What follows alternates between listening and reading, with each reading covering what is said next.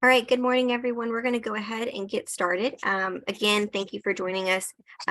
We are excited about this session and excited about you being with us. First of all, I want to say special thanks to all of our anchor investors. We really couldn't do all of our programming without them. So if you see these organizations or you work with them, please tell them thank you for being a supporter of Max and workforce development in Metro Atlanta.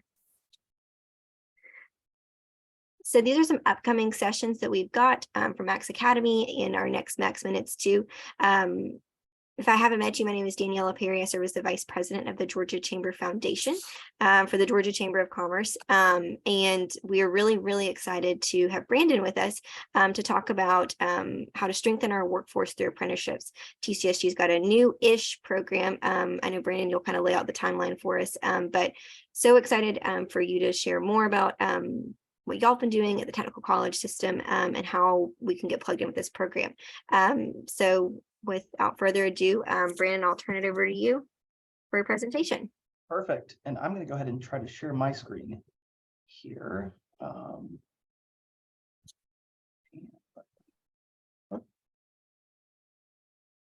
And just as a reminder, folks, if y'all have got questions, you can feel free to kind of put them in the chat as we're going through, and then we'll start going through those kind of as we wrap up. But Brandon, over to you. Perfect. Good morning, everyone. Thank you for the introduction, Danielle, and thanks for having me. It's good to be here with you all on a Friday morning, and I see a lot of familiar faces in the group and the webinar. And so, hello, if I haven't spoken to you in a while. And for those new faces, great to see you. And we're really excited about the work that we have on the apprenticeship front here, and we'd love to get you plugged in into helping kind of expand apprenticeships in any way possible throughout the state. So a little bit about myself. My name is Brandon Nona. Like Daniela said, I'm the Director of Business Services here at the Technical College System of Georgia's Office of Workforce Development. And in my role, I have the privilege of overseeing the state of Georgia's federally funded investments into workforce development specifically for employers. And so that includes Apprentice Georgia, which is what this presentation is about, which is in many ways the apprenticeship expansion and promotion arm of the state of Georgia, as well as WorkSource Georgia's business services and Georgia's new rapid response program that we launched here at TCSG at the beginning of the year, so January 1st. But today we're going to talk about apprenticeships. I know this is a topic that we hear a lot about, especially coming out of the pandemic. I feel like you can't have a workforce conversation without the mention of an apprenticeship, and that's a good thing. But it also begs the question of, okay, what actually is an apprenticeship, especially for us workforce developers that have been doing this for a very long time, that may not be, apprenticeship experts, or apprenticeship may not be our niche. What is an apprenticeship in an actual way that we can understand? And how do we create an apprenticeship? And then finally, what are some resources that are out there to support apprenticeships? And that goes to Daniela's point about some of the historic investment that we've had at the state of Georgia and TCSG into apprenticeships. So with that, I'm going to go ahead and get started. And I do want to, recommend for everyone, if you do have a question or something on your mind, please put it in the Q&A. I know Daniela will be monitoring it. I'll pause throughout the presentation to really answer some of your questions. And if you stump me, I'll make sure to get back to you. So to start out, oops. Here we go.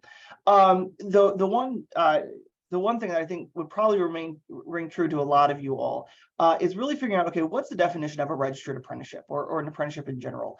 That's one thing that we found very quickly coming into this role. A lot of our team here started around the same time. And that was, there's a lot of definitions from USUL on an apprenticeship, but it's one of those things where you read it and you step back and you're like, okay, well, what did I just read? Or what does that actually mean in a practical sense? And so we did the most Georgia thing in the world, being Georgia, and came up with a definition of registered apprenticeship that we could use to communicate to our employers, to our workforce partners, and can further explain if there's a specific part of the definition that they didn't really understand. And so that's this definition that you have here. It's really simple. A registered apprenticeship program is a robust and comprehensive training model that develops minimally skilled individuals into high-skilled talent. And I highlighted three main phrases or words here for you all. Number one is a registered apprenticeship program, and that The name apprenticeship is actually a pretty ubiquitous term. Apprenticeships have been around, quite literally, in this country since before the country was founded. And so the question of, okay, what exactly are you talking about when you're talking about an apprenticeship? There's various different models. And so you have the German model that some of you are very familiar with. There's a Swiss model. There's a British model. The Registered Apprenticeship Program is the US model, if you will, of an apprenticeship.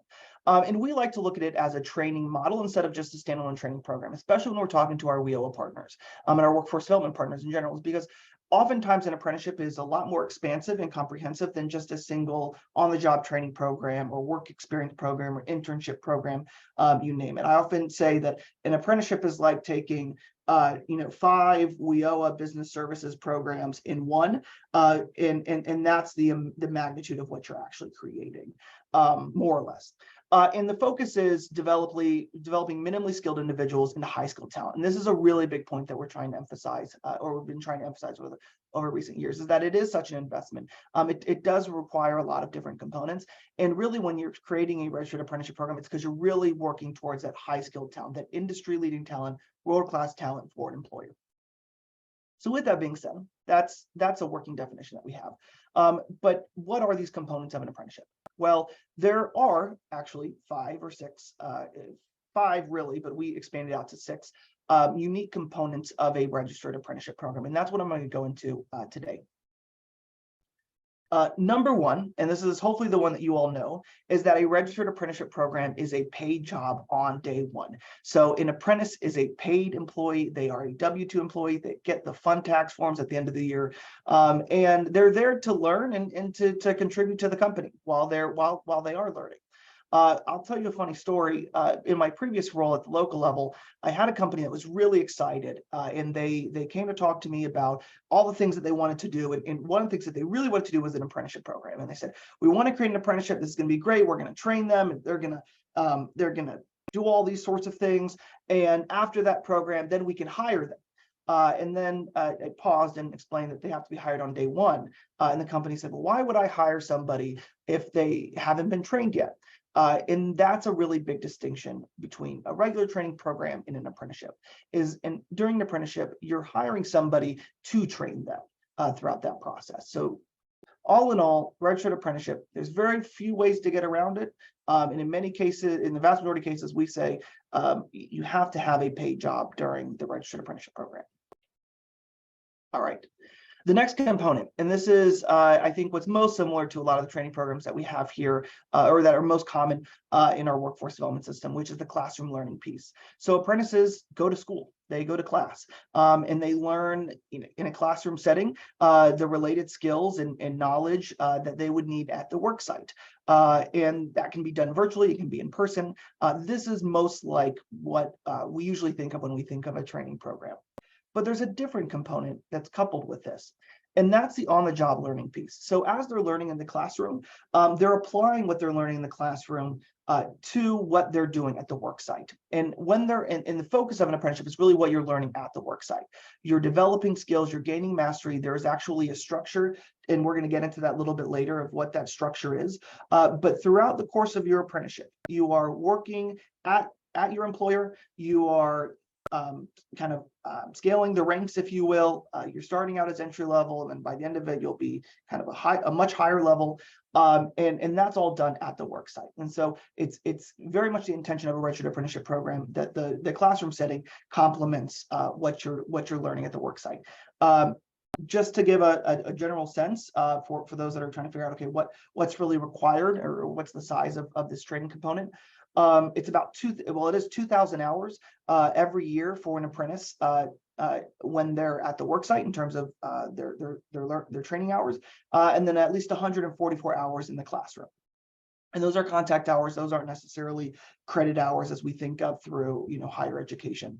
So they're contact hours. So 144 contact hours. And so what that practically looks like, in some cases we have apprenticeships that they go to school maybe an hour, 2 hours every day, a couple days a week. We have some that they actually are there for 1 day a week, every other week for the full 8 hours. It really just depends in whatever works well for that company. you can't really talk about the on-the-job learning component. This is that kind of sixth component that we add in without the mentorship. So mentorship is a required component of a registered apprenticeship program. Each apprentice has to have a dedicated mentor at their employer to help provide them with the support, and then also the kind of guidance on how to learn the work that they're doing, and really have that person to kind of guide the way, if you will, for them. This is one of the best parts about an apprenticeship, because for a lot of companies, right, especially for those of you that are in the workforce development field, you'll often hear from a company, hey, when they go through a training program, it's great and everything, but they really don't know the types of skills that we need here at our company, that we do at our company, that is proprietary, if you will, from the rest of the industry, and we really need our workers that we're hiring to know those. Well, with the mentorship component of an apprenticeship, they will learn those, because they're learning from the employees that are there, the most senior employees. Yeah. All right. One of the last components actually is industry credentials. So the good thing about a registered apprenticeship program is at the end of a registered apprenticeship program, you are provided, or you are given a USDOL certificate of completion, which is an industry recognized credential for completing your apprenticeship. And that's something that you can take with you throughout, wherever you go in the country and within that industry, and they'll know that you were trained to those industry standards, more or less. The good news with this is here in Georgia, whether it be through the technical college system of Georgia, in our colleges, or any of the other training providers, usually when somebody goes to a registered apprenticeship program, they're walking away with a wide variety of credentials, not just that industry recognized credential on the registered apprenticeship side. They're walking away with, I'm not going to even go into all the other credentials, because there are quite a few, but they're walking away with, maybe an associate's degree sometimes, or a diploma, or a TCC, or something like that, or an industry association's certificate. Those are the types of things that they walk away with. And then lastly is wage increases. And this is the part that is most exciting for the apprentices, most exciting for us as workforce developers, probably. From the employer side, it's something that we have to talk through a little bit sometimes, which is that as an apprentice, they start entry level and they're supposed to be making, or they're supposed to, end at a high level or highly skilled position. And so throughout that process, of course, as they're gaining mastery, they have to be compensated accordingly. So one of the requirements is, and I believe it's every 6 months, somebody on my team can correct me on this, but on a regular basis, as an apprentice, you're required to receive raises throughout your program as you gain mastery and skills. And this ranges. There's no set standard on it. We have some programs that we've seen that they go from $15 an hour to $15.90. Yeah, it's one way of going about it. But a lot of them are going from $15 an hour to $23 an hour, or $15 an hour to $20 an hour over the course of their registered apprenticeship program. Generally, the longer the program, the bigger the jump, but it really just depends. And our team can help, work with kind of understanding what's reasonable and what's standard within a particular occupation. All right. So I'm going to pause right there for a second and kind of go over why apprenticeship, and then I'll answer some questions. So we talk about, a lot of the training programs that we do through our workforce system here in Metro Atlanta. And the question always comes up is why apprenticeship? Why invest in a registered apprenticeship program? And we have a number of reasons here. Number one, the job requires advanced skills or experience. That goes back to one of the points I said. If it's entry level, or even if it's something that could be trained in a couple of months, it may not be right for an apprenticeship, and that's okay to say to a company. It also is for an apprenticeship. Can also be used in cases where your highly skilled workers at a company are retiring very soon. I'm sure we've all heard it, where we've talked to a manufacturing company and they said their most junior employee in a skilled trade has 30 years of experience. That's a problem, right? When you're talking about institutional knowledge, with that mentorship component in an apprenticeship, you can actually retain a lot of that institutional knowledge in that next generation of your workforce. You're having difficulty finding workers with the right skills, and emphasis on the right skills. This is a great way of doing it, going back to that example I gave earlier. you're having difficulty attracting new and more diverse talent. One of the good things about an apprenticeship is that it does yield more diversity within your workplace, because it has a defined path for somebody to enter in and really become high skilled talent. And it reduces a lot of the systemic barriers that you would normally see in a workplace. It is very common from our vantage point to see throughout the state a case where through a registered apprenticeship program, a manufacturing company that's been around for forever is for the first time hiring a female to be on their shop floor, right, in a skilled position. It is very common to have the first person of color to be again working in a highly skilled position at a company, and all of that is because the registered apprenticeship program really does provide that defined pathway for them. It assists workers with keeping pace with continuing industry advances in new technology. What this is really saying is that apprenticeships can also be for incumbent workers as well. In fact, we see a lot of scenarios in which a company is enroll or creating an apprentice through an existing employee that they have that may be entry level, and they're trying to get to a high skilled position because they've showed commitment to that company. Or alternatively, that company's having to completely change their business model, completely change their operations, and so they actually need an apprenticeship to really retool that person in a comprehensive way, and with all of those components that we just talked about. And the last one is it does provide a competitive advantage for recruiting labor force.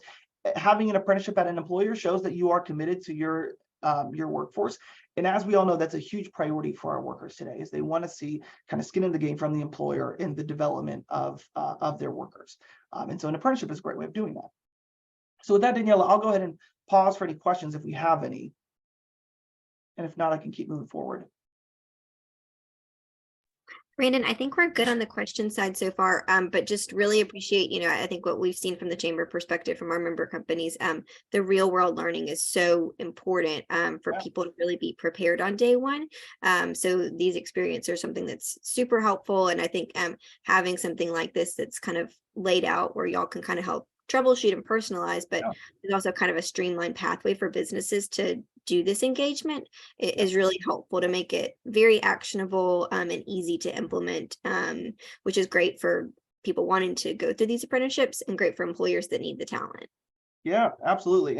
And one thing I'll get to a little bit later today for everyone is the work or the support that we can provide from TCSG. We provide funding oftentimes, but we also, what we're really, what we're trying to be known for is the technical assistance that we're able to provide to employers and workforce developers throughout the state. Well, great. So with that being said, I do want to touch on generally the benefits of an apprenticeship, because this is something, sometimes when we talk about apprenticeships, and I know I'm throwing a lot of information out there today. I can, the saying, it can kind of feel like drinking from a fire hose. And oftentimes we get in the rut of, okay, well, if it's a lot of that, why is it worth doing all of that? What are the benefits to it? And the truth is there's a lot of benefits. What you put into it is what you get out of it and more. From the worker side, from the apprentice side, and I have a cheat sheet right here, so that's why I'm looking down. Some of the benefits are it's a paid job on day one. How many of you guys are trying to enroll somebody in a training program, but they end up dropping out because, hey, they need a paycheck? So it's a paid job on day one, which allows them to actually commit to the training and commit to being an employee at that company, and it reduces the opportunity costs elsewhere. It provides guaranteed raises throughout the program, again reducing a lot of those systemic barriers that workers face. It provides a pathway to an advanced career. I know this is very common throughout our one-stops in our workforce system, where somebody comes in and they say, I want to enter an industry and I want to be at the top of that industry because it makes a lot of money. But the truth is there's a lot more work that has to happen before that happens. Well, the good news is with an apprenticeship, there is that defined pathway, and you can actually show them quite literally on a piece of paper how you get to that high-paying career. It's accessible for a lot of job seekers. Like I said earlier, it's employer driven. It is, it really is focused on helping that particular individual get the skills that they need to be considered high skilled talent. And then lastly, you walk away with industry recognized credentials. From the business and the employer standpoint, it promotes stronger employee retention. Generally speaking, apprentices or workers that start out as apprentices are much more likely to be retained within a company and within an industry versus those that are not. It has the opportunity, like I mentioned earlier, for businesses to retain institutional knowledge, to integrate new technology and new and advanced technology into their workplace. That's a real concern, right? As businesses automate, it's, well, how do we train or how do we find people then to fill these new jobs? Well, you can retrain some of your existing employees through an apprenticeship. And then the last one, and this is the biggest selling point that we talk about a lot, which is it produces high skilled talent that's customized for your company. And that's the biggest benefit, I would say, for a business, is this is somebody that is high skilled, industry leading, but they're trained exactly to what your company needs in that moment in the long run, because you're the one that trained them, both in the classroom and at the workplace. And for communities, this is a big one for all of us on this call. Why would an apprenticeship benefit our communities? Well, number one, it facilitates partnerships, and we're going to get into that in just a moment, how important partnerships are to apprenticeships. It helps focus on high-skilled occupations, and by high-skilled occupations, higher-paying occupations for your communities, which can increase your tax base. And then it also promotes economic development. There's a lot of cases where you have really good apprenticeship programs and really good success stories that as you're going through the process of economic development, it can help entice companies to invest, and not just companies, but also other organizations like the Economic Development Administration to invest resources into your community. If they're able to see, wow, there's some really great apprenticeship programs here that are producing good success. This is something we want to expand on and take advantage on for our company and for our purposes. All right, so with that, we're going to switch gears a little bit and talk about how to start an apprenticeship. And again, this is going to be very high level, so forgive me if I may be moving pretty quickly through this. But how to start an apprenticeship. So first, the first step, which I think is the most important step, if you take nothing away from this process, please take this one away, which is find out if apprenticeship is a good fit. A lot of companies are very eager to talk about apprenticeships. We know that very well because we're Apprentice Georgia. We have a lot of companies that are interested in apprenticeships talking to us. It's important to start with an honest conversation with that employer about what their workforce needs are. And these are some of the main questions that we ask. Is it a high skilled occupation? If somebody's just looking to fill entry level positions, an apprenticeship is a really big investment, and it might not be for them. That's going to be a lot of investment that they're going to have on the front end that may not necessarily be worth what they're looking for. So is it a high skilled occupation? Is that company ready to commit and invest in a program and its employees? That's a big one. We offer a lot of resources from the state of Georgia for apprenticeships, but the truth is apprenticeships cannot be fully funded through these resources alone. It requires a good deal of investment from the company and from the apprentice in terms of the time and effort that they're providing. And so the question of is that company and is that a potential work, not necessarily the worker, but yeah, mainly the company, is that company ready to commit and invest in the program? Are the right partners there? That's a big one. And I'll get to that in just a moment. And is it mainly a skills challenge? An apprenticeship program is really a solution for skills challenges and skills needs. And so if it's more of a recruitment need or challenge, that may not be best for an apprenticeship. I often try to dispel, and I won't get into this too much here in terms of the myths of apprenticeship, but one of the things that we often come in contact with is a company thinking that if they create an apprenticeship, just a bunch of people will come in and become apprentices. And the truth is there's actually an added barrier because you're having to communicate when you're recruiting somebody, what an apprenticeship is and why it's important to them. Oftentimes that's very easy to do because they can see on paper that this is a great opportunity, but nevertheless, it's something to consider. Step number 2, bring in the right partners. We have a saying here at TCSG and in our office, apprenticeships are partnerships, and the value in it is that everyone's coming together to build the industry leading worker. The better partners you have, the better the apprenticeship will be. So we have some required partners here, and I'll get into what those are in just a moment. But we also have some recommended partners. So the required partners are an employer, training provider, apprenticeship sponsor. I'll talk about what that means in just a moment. But the recommended partners are your work source boards. And I know we have representation from a lot of them here. Industry associations, community organizations. We have some apprenticeship programs right now that are trying to target English language learners. Well, you probably want to have some English language or some community organizations that work with English language learners as a partner in your apprenticeship. That way they can help provide support on their end as well as access to potential apprentices. State and local agencies, that's like us, TCSG. And then also your K-12 school system is a recommended partner. Again, this is a custom to a company. So, the recommended you can kind of piece in as needed. But something that we always recommend is that while these are these three required partners on one side, you have to have, it's always best to consider what other partners you have at the table to help, build an apprenticeship program. And so what are those required partners? And I'll go through this at a pretty high level. I can explain this, some more if needed. A sponsor is that entity that operates a registered apprenticeship program, and they assume the full responsibility of the administration and operation of the RAP. So the sponsor, in many cases here in Georgia, and I'll get to this a little bit later, us as TCSG and our 22 technical colleges, all of our 22 technical colleges are registered apprenticeship sponsors. And so what that means is they are responsible for kind of creating the apprenticeship with the employer, coordinating the administrative side, working with our team and making sure that apprentices are registered in the system and that things are, going well. That's the sponsor's duty. Then you have the RTI provider, which is really the training provider. RTI stands for Related Technical Instruction. It's an apprenticeship phrase. And that's the entity that provides that technical instruction for the apprenticeship program. And so that could be a technical college. It could also be a number of other training providers that we have here in Georgia.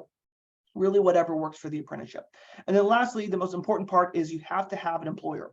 And that is the person that is the entity that's going to be employing this apprentice, that is going to be providing that on-the-job learning, and is going to be the one really investing in this program. All right, so the next step is building an apprenticeship.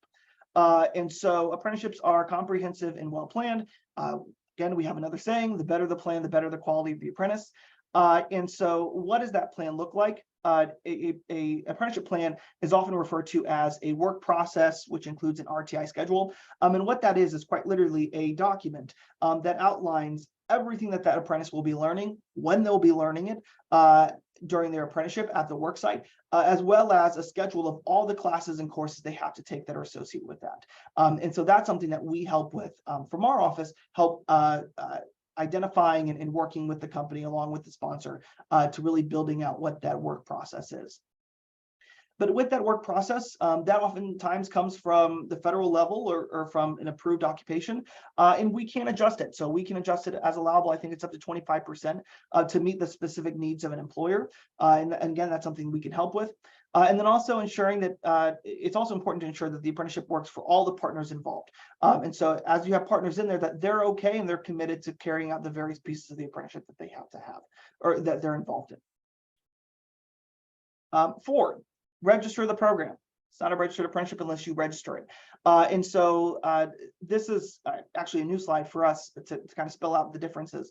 So technically, Georgia is under the jurisdiction of the U.S. Department of Labor Office of Apprenticeship. And so every apprenticeship that is registered in Georgia is registered through USDOL. All right.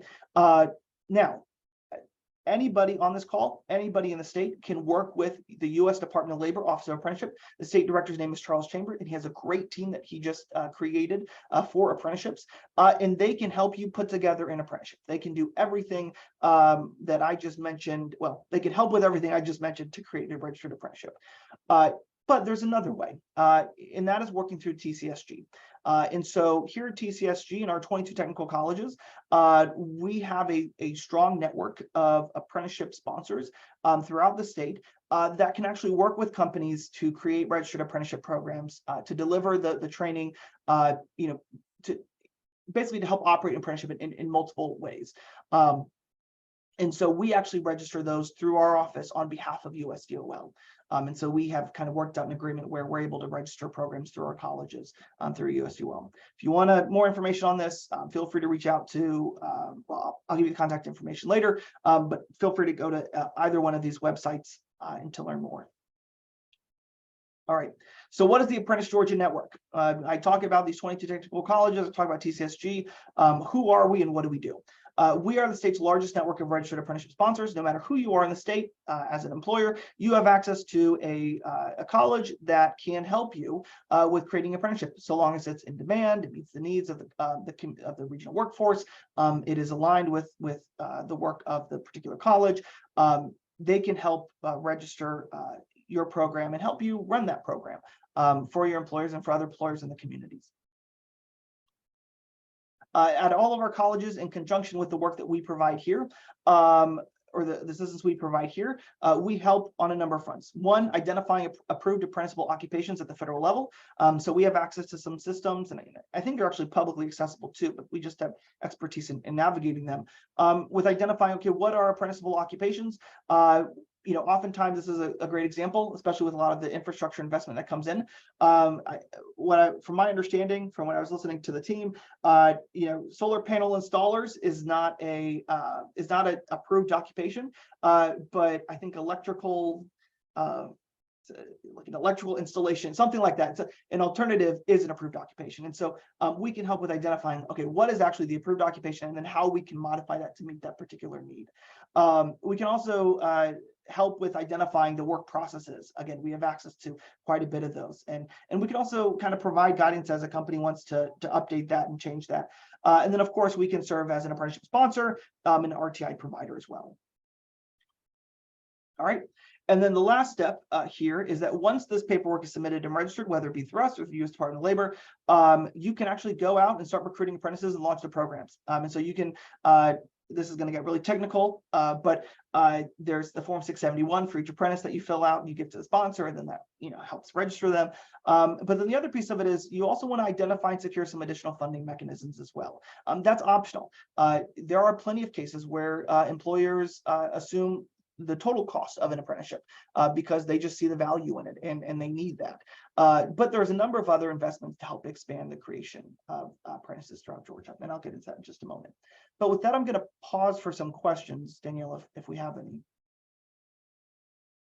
Again, I know I'm throwing out a lot of information. Yeah, Brandon, we do have one question about, is this only for TCSG or college to participate? So maybe you could kind of hit on that more. That's a really good question. Yeah, we get that question a lot. No, anybody in the state of Georgia can create a registered apprenticeship program. It's not exclusive to TCSG. It's not exclusive to our colleges. Anybody in the state of Georgia can create a registered apprenticeship program, and then they can work with the U.S. Department of Labor in creating that. There's another way through our colleges where we can help, be a partner in creating that registered apprenticeship program with you. And even if it's not sponsoring it through the college, our office as well, as a state level office, also helps provide some technical assistance to organizations and to employers that want to create a registered apprenticeship program through USUL, but need to find the right person or need to find the right information before they actually go through that process. So again, that kind of hard knocks technical assistance is what we're able to provide.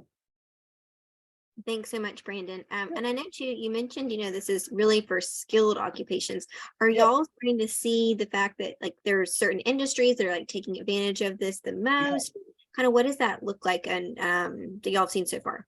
Yeah, oh, absolutely. So I would say, most commonly we'll have manufacturing. I think it's the same for all the training programs. Manufacturing and healthcare are at the table. They are kind of the heaviest hands in apprenticeship expansion that we have right now.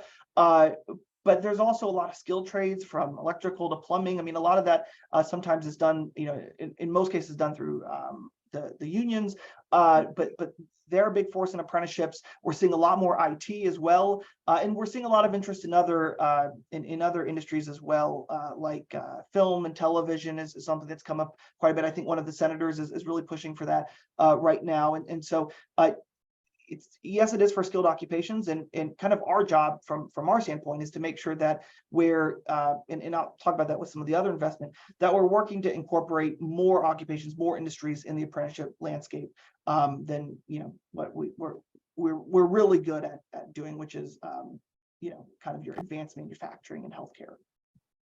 Absolutely. And Faye, I think you raised a hand. If you would mind just chatting your question, we can get to it that way. That's kind of what we have the flexibility to do with the webinar platform. But Brandon, too, just wanted to, I know you mentioned a lot about partnerships, like how important that is to really get to the table and to make it successful. I know you shared, kind of those people. Who do you, kind of what does an ideal partnership look like from y'all's perspective of who's at the table? Could you give us an idea of what that template looks like?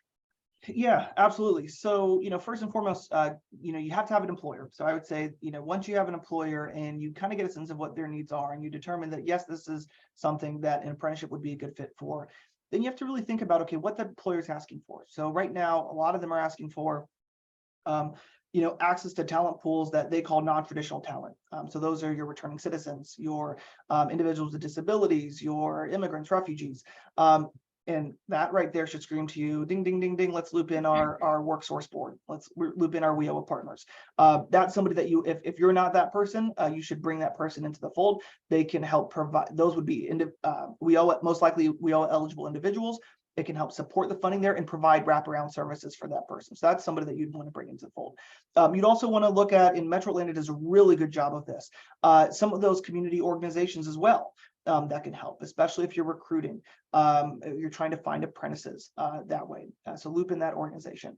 It may be that it's a program and the company's small, but in order for that program to really work, because sometimes they can get really complex, you're going to have to expand it out to multiple employers. And so an industry association would be great for that. So it really just depends on the dynamics of what that particular apprenticeship is, and what makes most sense. And we can always help with that as well. And yeah, I get calls all the time for people that have ideas and they want to figure out, well, who should I talk to about this? Well, great advice. Just call Brandon and talk to TCSG and they'll walk you through all of it. All right. So let's keep the questions coming for Brandon, y'all. And then Brandon, if you'll keep walking through and we'll, yep. I'll go ahead and keep going. So the last piece, and this is what we really are trying to promote right now, which is how to fund an apprenticeship. And I mentioned this earlier, and I know this will ring true for a lot of the folks on the call. Even though we have a lot of funding resources, there's no way that you can fully fund a registered apprenticeship program through these resources alone. It is going to require investment from the company. The way that we look at this funding is it helps offset the cost to reduce the barriers of entry for a lot of our companies that want to have apprenticeships. The vast majority of the companies that we work with throughout our state on the apprenticeship front are small to medium-sized businesses. They are your local business that is an in-demand occupation that is very vital for the community, but they are not, a large public company that has endless resources, right? And so that's where these funding mechanisms are really important and where we really try to direct them towards. So right now we have a collection of funding mechanisms here, and I'm just going to go through them, briefly, and I'll kind of show where you can find more information. Number one is the Hope Career Grant. So if you're working with any of our technical colleges, the Hope Career Grant is available. It is, if it's an in-demand occupation, if it's a Hope eligible in-demand occupation, and there's a training program offered at the college, that can kind of eliminate the cost of tuition for that particular apprenticeship, which is a real savings for a company. Also, you have WIOA funding, and that can be used for the cost of the training. But what we mostly recommend it for is for those wraparound services, the support services when it comes to childcare, for transportation, uniforms, etc., and supplies. Your WIOA partner is somebody that you should really have at the table. And you can also use other funding mechanisms as well, like incumbent worker training programs, OJTs, work experience programs, all sorts of different things you can use on the WIOA side. We also have the Apprenticeships for Economic Recovery grant. That was actually awarded to TCSG by Governor Kemp last year. In its economic recovery grant, it's $4.2 million, the largest single funding source that we have received as a state for apprenticeships exclusively. And what that is to provide funding for tuition or training costs for apprenticeships in industries that are vital to the economic recovery of the state. So we're talking advanced manufacturing, we're talking supply chain, logistics, and healthcare. And that actually is we started, I think, last year with that particular program, or maybe it was earlier this year, and where I think we've obligated, I think more than half of the available funds there. The thing about that grant is it's offered exclusively through the technical college system. So you have to work with a technical college school in order to offset for the training piece to offset the costs. And lastly, and this is a historic investment from our state, which is our High Demand Career Initiatives program. This is what we're most excited about. I often say this is not the same as the HDCI program that you heard a year or 2 years ago. That's now Workforce Sector Partnerships. This is the new High Demand Career Initiatives program that was really pushed by the legislature and signed into law by Governor Kemp. And actually, I can talk about that right now. So the HDCI program, again, authorized by Senate Bill 379, was signed into law by Brian Kemp, was the first ever state-funded apprenticeship initiative that was offered here in the state of Georgia. So this is pretty historic for the state. It provides funding to employers to incentivize the creation and expansion of registered apprenticeship programs throughout the state. And so employers can enroll or they can apply for funds for up to 5 apprentices and up to $10,000 in award funding for each apprentice. So an employer could get up to $50,000 for the apprentices that they support through the program. And so again, pretty significant investment. It is on a competitive basis. So this past year, the legislature appropriated $1.275 million towards this program. And I believe in the current budget that's moving through the General Assembly right now, it is also $1.75 million. And so it's the same amount of funding, but it is a competitive program. So you have to apply during an application period, and then there's a number of factors that are used, really adapted to kind of the current situation at that time, to determine who's selected in the program. And then of course it's brought before our board here at TCSG to vote on. Yeah. Oh, and the other big point of that is it has to be in one of our high demand industry occupations. And so if you go to tcsg.edu/HDCI, you'll be able to pull the list of occupations that are eligible to be supported. If you see something on there that you want us to take a look at, please feel free to reach out to our HDCI program manager, which is actually kind of the guru of the HDCI program that we have. His name's Danny Mitchell. I don't think he's on the webinar this morning, but Danny Mitchell, huge proponent of apprenticeships. He can answer just about any question you have, and can also kind of look into that some more for you. Program eligibility, because I know there's a lot of people here that are interested in the HDCI program.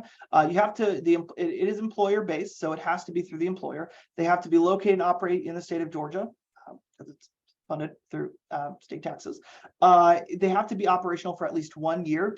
They have to employ apprentices in a qualifying USDOL registered apprenticeship program. So it does have to be a USDOL registered apprenticeship program, and they have to be current on all state tax obligations. Those are essentially the basic fundamentals of employer eligibility. Compared to a lot of our other programs, it's pretty simple. And if you want more information on the HDCI program or any of the other funding mechanisms that I talked about earlier, you can go to tcsg.edu/apprentice, and we publish every year an apprenticeship guide with funding, with information on our funding supports. All right, Daniela, that's kind of the high level of everything I have. I know we have quite a bit of questions. Yeah, absolutely. Thanks so much, Brandon. And y'all, I know that Brandon hit a lot, so feel free to kind of start putting some more questions in the chat for him. But Brandon, I know we talked a little bit about, y'all have had kind of your first, I guess, round of applications from the HDCI program recently. I know you mentioned manufacturing was one that you see a lot generally with apprenticeships, but are there kind of specific trends too that you're seeing with this HDCI role? And it's not high demand careers, but are there certain things you're seeing, or maybe certain roles that individuals, are kind of usually filling, or skill level? What can you kind of share there? Yeah, so the HDCI program, I think, unlike some of our other funding streams, is really focused on expanding apprenticeships throughout the state, promoting apprenticeships, and again, reducing the barriers for a lot of our small to medium-sized businesses in particular, but businesses in general here in Georgia, to create apprenticeships. One thing that I am so excited about, we had our first round that was announced a couple of months ago, right before the holidays. And we have our next round that we just completed that is, going through its, evaluation, is that these are businesses that come from all over the state, rural, suburban, urban, mainly rural, to be honest, which is fantastic. And they're across multiple industries. Again, we do see a lot of manufacturing, we do see a lot of healthcare, but even within that, there's a lot of really good companies, or a lot of really good niche sectors that are represented. We have rural hospitals that have been awarded HDCI funds. And if anybody here knows, has talked to any of our friends and outside of Metro Atlanta, rural healthcare is a real concern for a lot of businesses and for a lot of communities. We have a lot of very niche manufacturing companies that in many cases are veteran-owned, women-owned, small businesses willing to and actually hiring special populations. So I say all that to say, I hope this answers your question, that we have a very wide range of companies that are actually interested in being supported through the HDCI program. Awesome. I think the note about the small and medium-sized businesses too, because I know they don't always have like a workforce person that can help, do some of this. So what y'all are able to do with that technical assistance is great. We do have a question about how do businesses get the word out that they offer apprenticeships. So maybe are there things that y'all are doing to help kind of share when these companies do it, or what would you recommend if people are looking to connect with some of these employers? Well, I'm glad that that question was asked, because that's actually one of the something that we are thinking a lot about right now. We have a lot of resources that we're pumping into the system, which is great, but also how do we actually engage and get apprentices into these programs? I will say right now, a lot of companies are working with other partners in the community to help capture apprentices and to get the word out. So that's a really big piece. Also through being a technical college sometimes, or a workforce development area, you come in contact with a lot of individuals, and being able to get in front of them and talk about apprenticeships is something that can be helpful. I would also say that we're seeing a lot of incumbent worker apprenticeships. So apprenticeships where you have somebody that was hired that was entry level, but sometimes especially with rising costs, they're very much interested in moving up, and this provides an opportunity, especially for a small to medium-sized business, to actually invest in helping them move up into a higher higher skilled position. With that being said, from my standpoint, I don't necessarily think all of those are sufficient for this moment. And so we're actually working with other parts of our office within TCSG's Office of Workforce Development to identify opportunities for customized recruitment, for job fairs, things like that, to help with the recruitment of apprenticeships. I will also say that we are funding, or one thing that our office is able to push out there with all of these investments is a marketing campaign, or an outreach campaign, sorry, not a marketing campaign, outreach campaign for apprenticeships. That's mainly targeted towards employers, but once that goes live, and I think that's probably next week, there'll be a way for if somebody's a job seeker that can see that, or that comes in contact with that outreach campaign, they can actually submit their information, and we'll get them to the right person. Absolutely. And I think there's another question kind of related about, is there a list of companies that have kind of already gone through this process that y'all are able to share so that y'all can start to get some groups out? I don't know if y'all have that and you're able to share that, or with the group or things like that. Yeah, so I would say a couple of things. One, for all the HDCI program companies, that is, we push that out. That is, those are awards. I think the governor actually announces it, and so yeah, so that's pretty much out there as for information for anybody to work with that particular company. The reason why I'm hesitating also is because I wanted to mention that if you tcsg.edu/HDCI and apprentice, and we can make sure that we get that information to you as well, Beth. Yeah, absolutely. For all the attendees, when we do the follow-up, we'll include that link so that y'all can see and go through all that for the high demand. I would also say, depending on where you're located, reach out to Danny Mitchell, who's our HDCI program manager, and he can kind of point you in the right direction of who's that go-to apprenticeship contact in your area, and that can explain and share the companies that they're working with on an active basis. Because again, they're working with a lot of companies that are kind of in that lead phase with creating apprenticeships that they may want. What they need is additional help in order to actually get apprentices and go live with these apprenticeships. Yeah, and that may be a great place for our Max members to plug in, is to help them reach some of those hard to reach populations and making sure they're getting a good stream of talent pipeline. What else do you think would be a great way for Max to be a resource throughout this program? I know from an employer perspective, we are always hearing that people want to reach those people that want to be upskilled, reskilled. They want to know those folks that are willing to kind of go through that process. But what would your advice be for how Max providers and members can be a resource to y'all through this effort?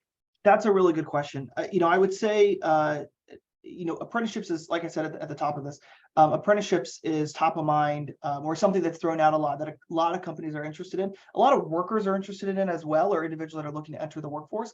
I think, one of the best ways that you can help is one, knowing who in your community, whether it be the technical college contact or one of our office contacts, is that apprenticeship person for you to connect them to. And then also, some of the information, I know we're sending out this PowerPoint, kind of arming yourself with some of this information to share with that company.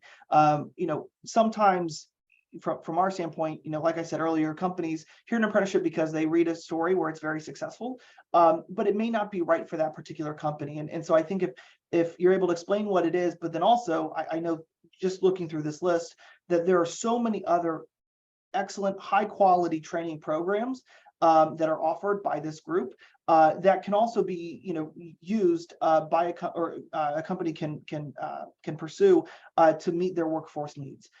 Apprenticeships is just one tool in the toolbox that we have in order to meeting those workforce needs. And so I guess to kind of recap, kind of arming yourself with information about apprenticeships and then knowing who that apprenticeship person is. Absolutely. So get to know your local technical college if you don't know them really well. And I'm sure if you don't, Brandon or Danny, we can share y'all's contact info so y'all can reach out to them to make sure that you do know your technical college partner. And I should say as well, we have all of those individuals listed on tcsg.edu/apprentice. And so if you go on there, you will see who the apprenticeship coordinator is for each of your technical colleges. Perfect. Well, we'll make sure we include that link as well so y'all can find all that information. But certainly, the HDCI, it's brand new. How are y'all thinking about opportunities to grow? What are your goals? Yes. And you mentioned the, kind of what resources and sharing that information, but what else is kind of on the horizon that y'all are thinking about? Yeah, well, HDCI, and that is kind of the biggest opportunity that we're seeing right now. Like I mentioned, we have an outreach campaign that we're pushing out there to reach companies that maybe beyond our workforce system or beyond our technical college system. We know that there are so many businesses right now that are really having some workforce needs that they're having trouble addressing. And so that's our way to kind of get them into the fold, especially with a lot of these resources that we have now. There's that. We're also going to continue running the HDCI program. So I think the next round will open in May. I want to say May for the funding that is currently going through the legislature. I will say there's been a lot of interest in it. It's, like I said, it's about 1.275 that's been appropriated. I think last year, we just ran the numbers actually yesterday evening.